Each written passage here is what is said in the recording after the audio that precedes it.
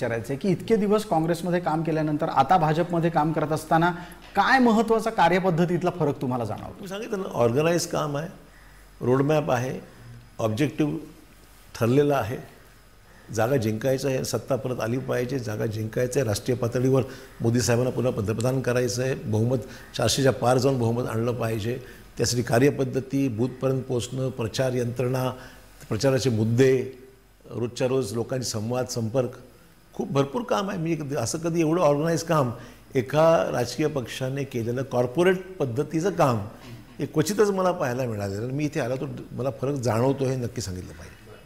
आणि या फरकामध्ये तुम्हाला देवेंद्र फडणवीसांच्या कार्यपद्धतीची काही वैशिष्ट्ये दिसतात का?